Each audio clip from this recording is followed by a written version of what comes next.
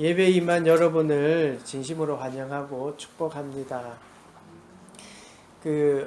조금 전에 이렇게 같이 오면서 우리 교인은 아니고요. 다른 교인은 아닌 것 같은데 그런 말을 했대요. 출근할 때 월요일 날 출근할 때 너무 몸이 피곤하니까 그랬대요. 아이고 로또가 빨리 당첨돼야 출근을 안 하지라고 했대요. 로또 없는 삶은 일반 사람들에게 참 무의미하지 않을까라는 생각이 들었습니다. 그 이야기를 들으면서 로또 없는 세상, 하나님만 의지하고 살아갈 수는 없을까요? 우리가 로또를 사면 한 주간이 즐겁잖아요, 그죠? 근데 하나님은 로또보다도 더 귀하고 더 큰 분이신데 우리가 하나님을 의지하면서 한 주간의 즐거움과 생각해 보면 과연 내가 하나님을 잘 섬기고 있는가를 생각해 보게 됩니다. 여호수아는 백성들에게 의도적으로 그것을 지금 결단하라고 촉구하고 있습니다. 여호와 하나님이면 된다라는 것을 말이죠. 여호와 하나님만을 경외하고 온전함과 진실함으로 하나님을 섬겨야 된다라고 지금 백성들 앞에 선포하고 있습니다. 결단하라고 이야기합니다.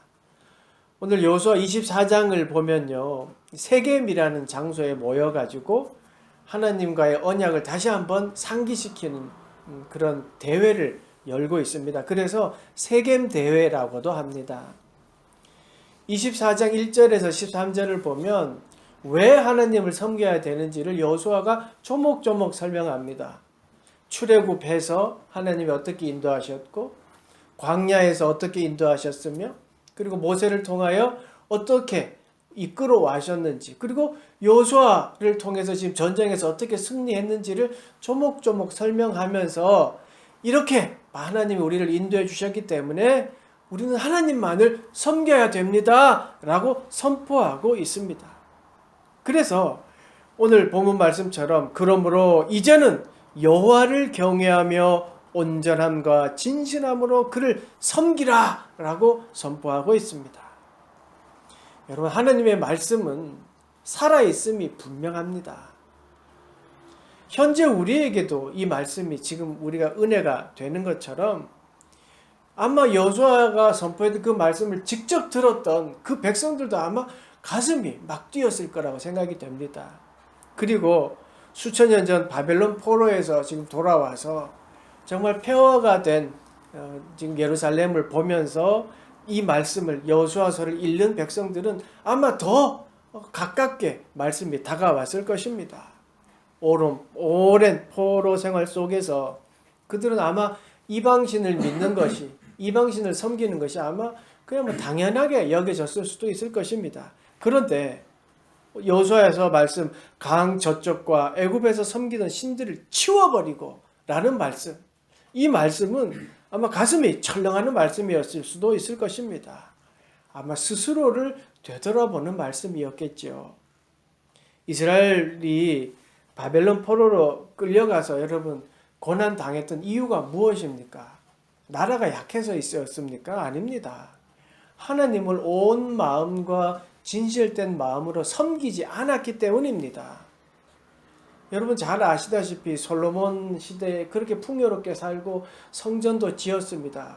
그런데 솔로몬 이후에 르호보암이 왕이 돼서 어떻게 했습니까? 세금을 좀 줄여야 된다라고 했는데 그 말을 듣지 않고 자기들 동문들이죠. 친구들의 말을 듣고 원로들의 말을 듣지 않고 세금을 더 높였죠. 그래서 나라가 두 개로 나눠졌습니다. 북이스라엘, 남유다. 그런데 나눠져서 그런 대로 잘 살았으면 좋겠는데 그게 아니었죠. 이 왕들은 서로 멸망의 길을 걸었죠. 우상들을 숭배하기 시작했고요. 남유다에 있는 여로보암 왕은 어떻게 했습니까? 단과 베델의 금송아지를 신상을 만들어 놓고 그게 하나님이라고 섬기라고까지 했습니다. 결국 그렇게 멸망의 길, 하나님을 섬기지 않는 길로 가서 그들은 북이스라엘은 아수르에 의해서 망하고 또 얼마 뒤에 또 남유다는 바벨론에 의해서 망해서 지금 포로 생활을 하였지 않습니까? 그런 경험들을 가지고 지금 이 예루살렘에 다시 돌아와서 이 여호수아서 말씀을 지금 딱 읽을 때에 이들이 내가 가지고 있는 내가 그냥 평범하게 믿었던 이 신, 이 잘못됐구나라는 것을 이제 깨닫게 되고 더 크게 다가오는 것이죠. 로또 이야기를 했던 이유가 우리는 나도 모르게 물질에 대한 신뢰가 더 커져 버린 거죠, 우리가. 그러다 보니까 우리의 삶이 하나님만이 아니라 하나님과 또 무엇이 되는 것이 아닌가 생각해 봅니다.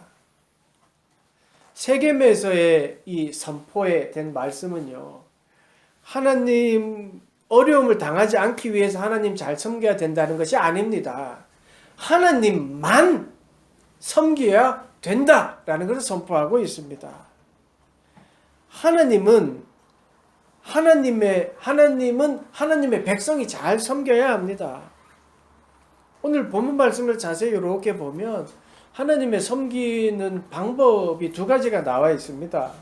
그게 온전함과 진실함으로 하나님을 경외하는 법, 그리고 두 번째는 그 목소리를 청종하는 것입니다. 14절 보십시오. 그러므로 이제는 여호와를 경외하며 온전함과 진실함으로 그를 섬기라. 너희의 조상들이 강 저쪽과 애굽에서 섬기던 신들을 치워버리고 여호와만 섬기라. 온전함과 진실함으로 하나님을 섬기라고 이야기합니다. 그리고 24절 보십시오. 백성이 여호수아에게 말하되 우리 하나님 여호와를 우리가 섬기고 그의 목소리를 우리가 청종하리이다 하는지라. 온전함과 진실함으로 하나님을 섬기고, 그리고 뭐라고 했냐면 하나님의 말씀을 들어야 돼요. 그게 하나님을 섬기는 방법입니다. 온전함과 진실함이라는 것을요, 공동 번역에서는요, 일편단심이라고 번역해 놨습니다. 참 귀에 확 와닿는 것 같아요. 현대어 성경은요, 온전히 여호와만을, 진실되이 여호와만을 받들고 살아가시오라고 이야기합니다. 하나님만을 받들고 살아가고 일편단심 하나님만 생각하는 거예요. 그게 하나님을 섬기는 모습입니다. 그렇습니다. 우리가 하나님을 향한 마음이 잡다한 생각 다 버리고 순수하게 하나님만을 생각하는 그 마음, 그게 하나님을 섬기는 겁니다. 그 당연한 것 같아요. 일편단심 하나님만 바라보면 그 이외의 건 다 치워버리게 되는 것이죠. 여러분, 청춘 남녀가 사랑하는 이성이 생기면 그 이성만 생각합니다. 그랬잖아요. 그죠? 이성만 생각하게 되죠. 사랑하는 이성의 말만 들려요. 그 수많은 사람들이 다니는 길에 둘이 걸어가면요, 내가 관심 있는 이성의 소리만 들리게 되어 있습니다. 그리고 그 말대로만 합니다. 영화 보자 그러면 영화 보고요, 밤 12시가 됐는데도 바다 보고 싶다 그러면요, 어떻게든지 바다 보러 가려고 합니다. 왜냐하면 사랑하기 때문입니다. 당연히 하나님을 온전하고 진실되게 섬기게 되면요, 일편단심 하나님만 보이게 되고요, 일편단심 하나님의 말씀만 귀를 기울이게 되게 되어 있습니다. 여러분은 일편단심 하나님만 의지하십니까? 하나님 말씀에 귀 기울이고 있습니까? 하나님을 진심으로 온전하게 예배하고 있습니까? 온전함과 진실함으로 하나님을 예배하고 그분을 삶의 주인으로 모시고 하나님의 말씀에 귀 기울이면서 우리 한번 살아가 봅시다. 그 잡다한 것 생각들은 다 버리고요, 진짜 하나님 한 분만을 생각하면서 그분을 섬겨보자는 말입니다. 예를 들어서 하나님이 제주도로 우리를 오라고 했다고 생각해 봅시다. 안 갈 사람 있습니까? 없습니다. 모두가 갈 겁니다. 근데 어떤 사람은 이렇게 이야기합니다.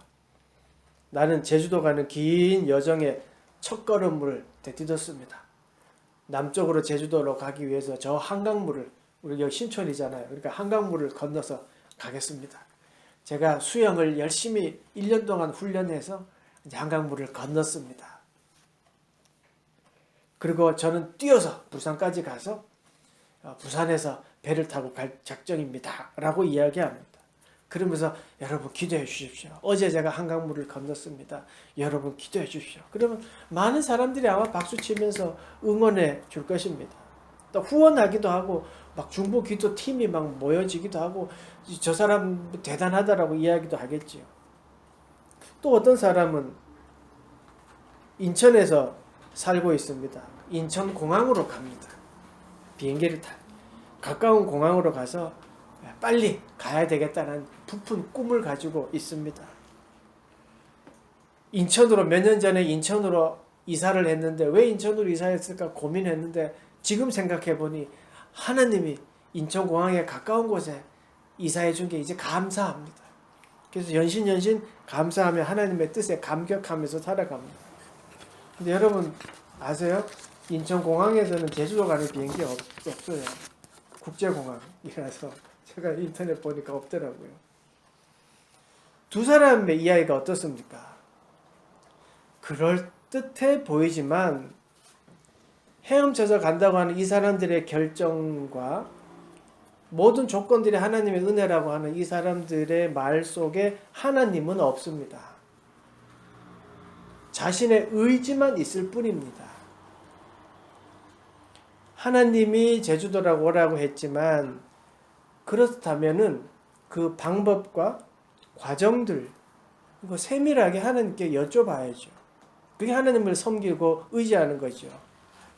물론 이미 내가 알고 있는 지식과 열정으로 갈 수도 있습니다.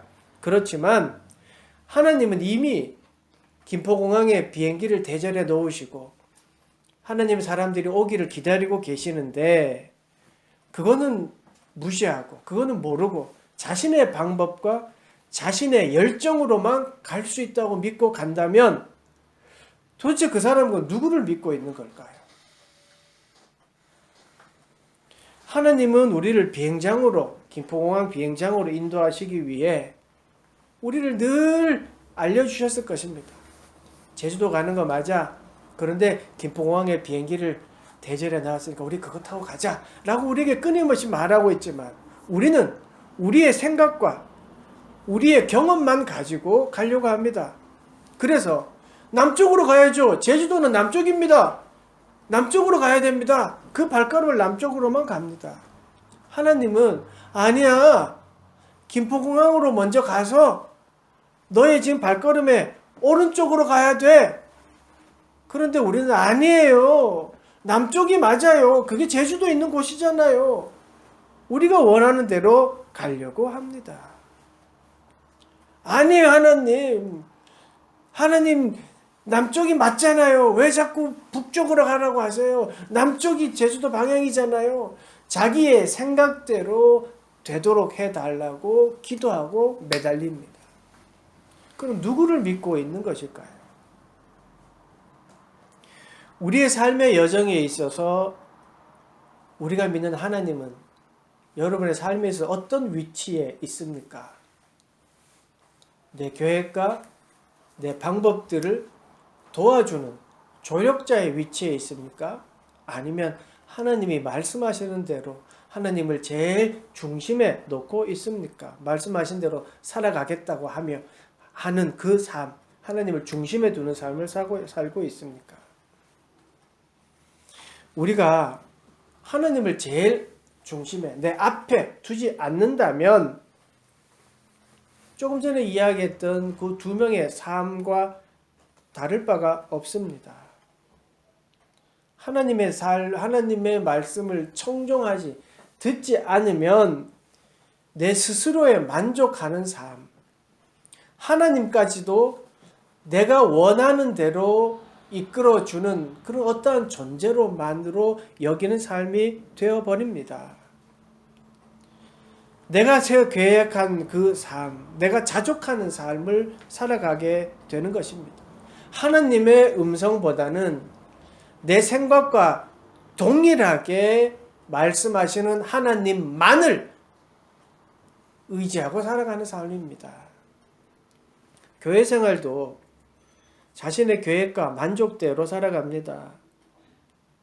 사실 믿음 생활하면서요, 하나님이 제주도로 오라고 그랬습니다. 난 제주도로 갑니다.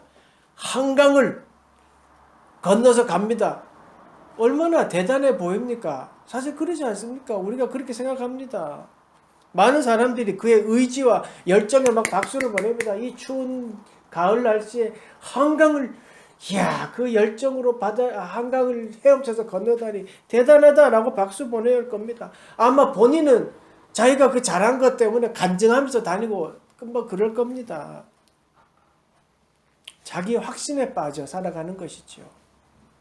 하나님의 방법보다는 자신의 방법대로 살아가는 자입니다. 많은 사람들이 이렇게 자신의 방법이 진리인 양 떠들고 다닙니다. 하나님이 없는 신앙생활, 스스로 신앙의 영웅이 되는 그런 그런 삶을 살아가면서 하나님을 섬긴다고 이야기하는 어리석은 자들이 있습니다. 그런데 그 모습 보고 감동받은 것도 사실입니다.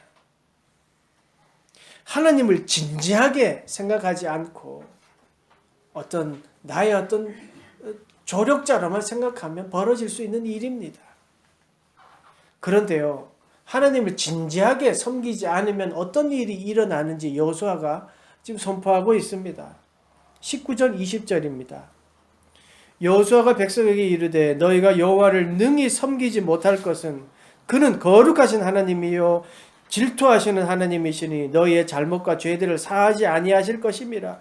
만일 너희가 여호와를 버리고 이방 신들을 섬기면 너희에게 복을 내리신 후에라도 돌이켜 너희에게 재앙을 내리시고 너희를 멸하시리라 하시니.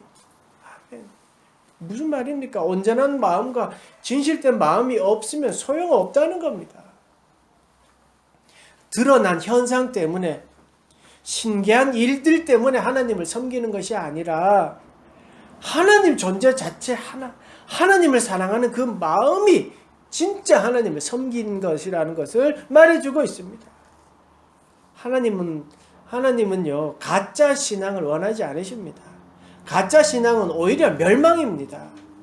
하나님을 섬기는 삶은 하나님을 향한 일편단심입니다. 하나님만 바라봅니다. 하나님의 뜻을 알기 위해서 내 모든 정성을 쏟는 겁니다. 하나님의 뜻을 알기 위해서 열심히 기도하는 모습입니다. 우리는 온전함과 진실함으로 하나님을 섬겨야 합니다. 온전함과 진실함으로 예배해야 합니다. 하나님의 뜻을 알려고 하지 않으면요, 자기 만족에 살아갑니다. 오늘도 예배 잘 드렸다. 오늘도 예배 참석했으니까 됐다. 오늘도 뭐 기도했으니까 됐다. 오늘 새벽 기도 했으니까 됐다. 공예배 참석했으니까 됐다. 직분 받을 수 있는 요건이 충족되었으니 됐다. 이렇게 살아가는 겁니다. 내 마음은 하나님께 향해 있지 않으면서 그런 제도적인 것에 그 제도적에 만족하면서 살아가는 것이죠.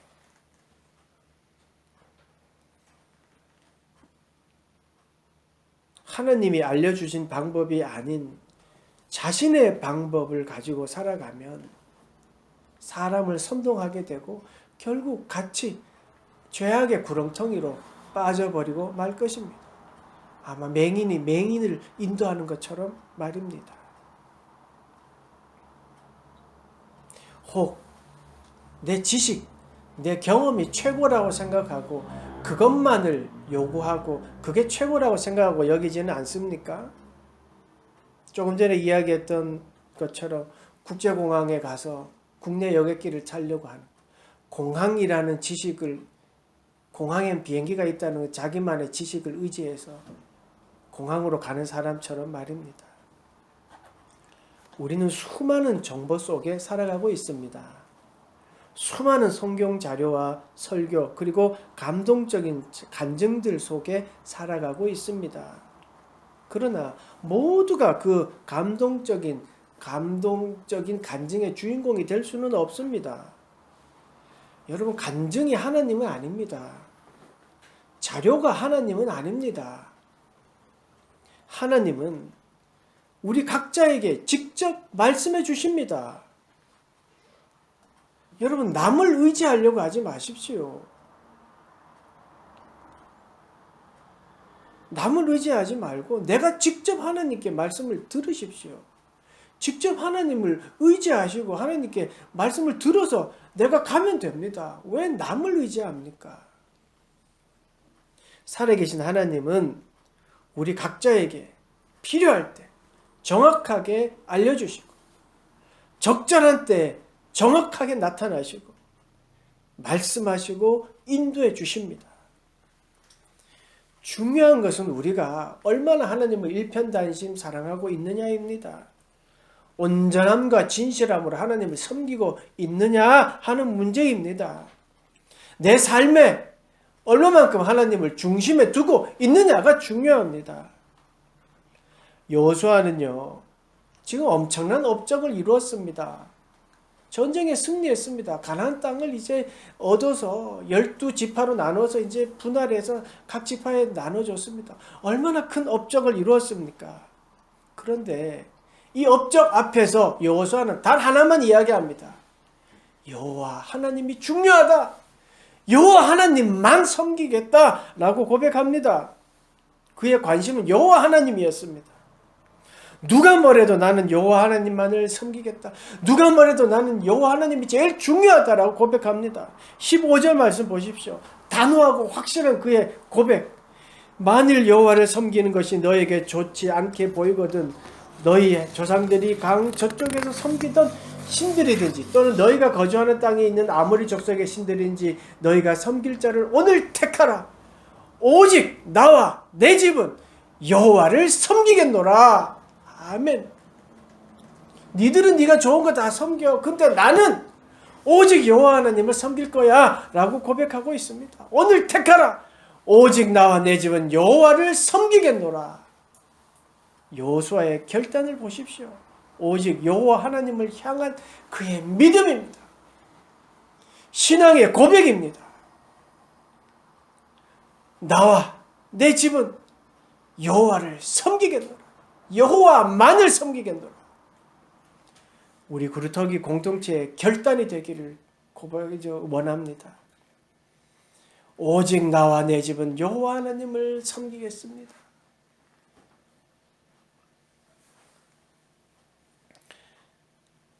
지난주에 누가 이렇게 물었습니다. 하나님이 앞장서시는데 왜 모든 믿는 자들이 힘들고 어려움을 당해야 합니까? 라고 물었습니다. 뭐라고 말을 못했습니다. 그럴듯하게 신학적으로 또 목사답게 이야기하고 싶었지만 저도 하나님 왜 그러신지 잘 모르겠습니다. 저도 답답합니다. 그런데요, 한 가지는 확실합니다. 하나님의 사랑입니다. 제 삶을 되돌아보면 지금까지의 삶은요, 하나님의 사랑이었습니다. 하나님의 은혜였습니다. 하나님의 인도하심이었습니다. 그것 하나는 확실합니다. 지금 잘 안 되고 어렵고 힘드십니까? 한 가지는 확실합니다. 여러분을 사랑하십니다. 하나님은요, 목숨까지도 바치시면서까지 여러분을 사랑하십니다. 십자가가 그 증거입니다. 마태복음에서 예수님은 이렇게 말씀하셨습니다. 너희 중에 누가 아들이 떡을 달라 하는데 돌을 주며 생선을 달라 하는데 뱀을 줄 사람이 있겠느냐? 너희가 악한 자라도 좋은 것으로 자식에게 줄 줄 알거든 하물며 하늘에 계신 너희 아버지께서 구하는 자에게 좋은 것으로 주지 않겠느냐? 하나님 우리에게 좋은 것으로 주십니다. 분명히 좋은 것으로 인도해 주십니다. 우리가 그 사실을 믿고 하나님을 선택하면 됩니다. 오직 여호와 하나님을 내가 선택하겠다. 여호와 하나님을 섬기겠다 라고 하는 그 고백이 중요합니다. 하나님을 선택하십시오. 하나님을 섬기기로 다짐하십시오. 그렇다면 십자가의 사랑을 보여주신 주님께서 우리를 가만히 내버려 두실 리가 없습니다. 하나님을 섬기는 것을 제일 중요하게 생각했던 여호수아를 통해 하나님은 놀라운 일을 이루셨습니다. 하나님을 잘 섬겼기에 그런 일이 일어났던 것입니다. 좋은 것으로 인도하시는 하나님을 온전함과 진실함으로 섬깁시다. 그러면 됩니다. 일편단심 하나님만 바라봅시다. 우리가 하나님을 예배하고 그의 목소리에 귀 기울이면 그 다음은 하나님이 책임져 주십니다. 사랑하는 여러분, 여호와 하나님만을 섬기기로 다짐하고 나아가는 그런 여러분 되시기를 간절히 축원합니다. 아멘. 기도하겠습니다. 하나님, 우리의 삶이 버겁고 힘들고 어려운 때라도 하나님이 우리를 사랑하고 계시다는 것을 믿기에 하나님 여호수아의 고백처럼 오직 여호와 하나님만을 섬기겠다라고 다짐합니다. 여기에 하나님을 섬기겠다고 다짐하는 모든 이들에게 하나님 은혜를 내려주셔서 고통 가운데 있다면 그 고통을 하나님 속히 덜어주시고 또 그것을 이겨냄으로 말미암아 더 크게 성장하는 우리 모두가 되도록 축복하시고 인도하여 주시옵소서. 예수님의 이름으로 기도드리옵나이다. 아멘.